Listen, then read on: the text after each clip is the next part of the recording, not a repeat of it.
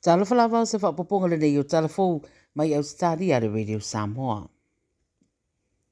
O le tamaitai o moe moana sa whaatoa swenki, le ua whaapaleina o le tausala o Samoa I New South Wales. Le pōna whaatino ai le sauninga whaapitua e whaapaleina ai le tamaitai, pe ona sauno I ai le president o le asosi Martha Lamb Roach. Se pepa o whaamitaranga mai le asosi le Miss Samoa New South Wales, wa whaino ai o lo ngalue nei moe moana I le Australian Museum, mai eilo na naunau ta inga ngā rue whaatasi ma Community Pasifika mo sa sootanga I oa ma mea sina o lo tewinai I le no whanga. Tele le tomai o le tamaita I tūm whaaleanga nuu ma whaafiafianga fo I pēna whasoson iai I le matawai Pacific Cultural Arts Centre e umielo na ainga. Sa awai fo I nisi o whaamoemoenga te tele o le Pasifika e whaari ai tūmanga nuu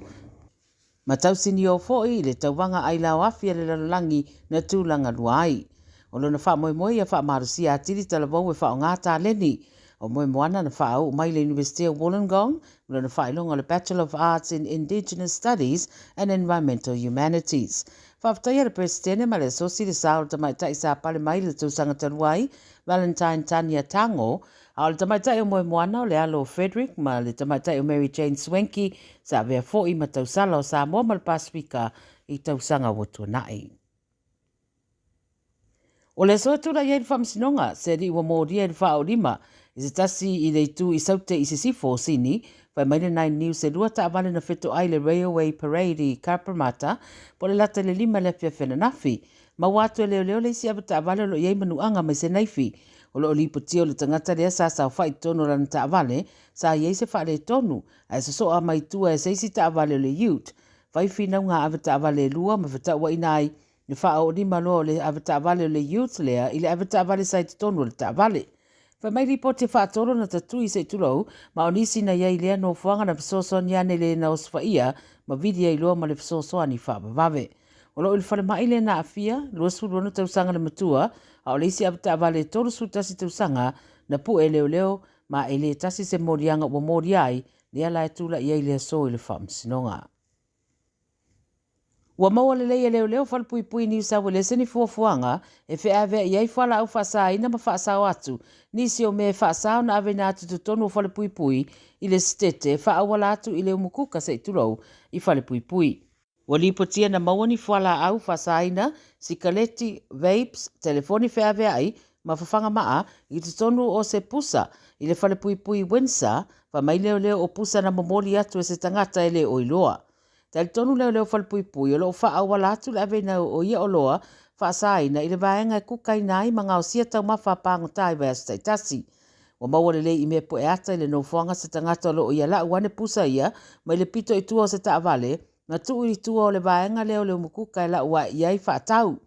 E le o iloa pe o malama ma iloa le tangata lea mea o lo I tutono le pusa a e pesa wha tonu fo I o se kuria mo se isi tangata. O whaaleo ngai na uma e leo whala au whaasaina na maua I pusa nei ma whaia pēr le suenga.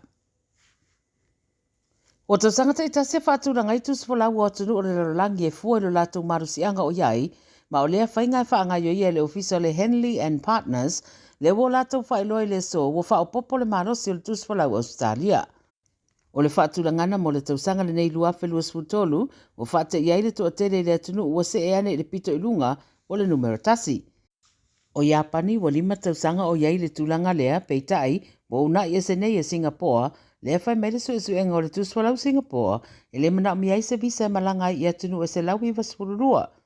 E sila le su enga I le au whai o no whanga I mawhai na malanga I tangata e au no ma le mana o mio se visa ma o wha maunga tu inane mai le International Air Transport Association e wha tūlanga I le risi lea I tausanga tasi.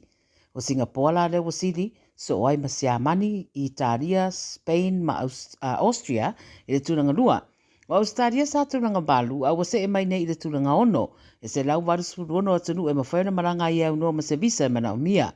O New Zealand, o lo I le tūranga lima, e se lau warusuru fitu atunu e mawhaina nanga I ai, wha o ngā ai le tūswa lau, I au no ma se visa. Ma le tala muli pei lava o New Zealand I le pōna pō, na manuia fo I le tau mawhainga Australia, I lana urua I ta'alonga o le ipo le rarolangi le soka ta mai tai.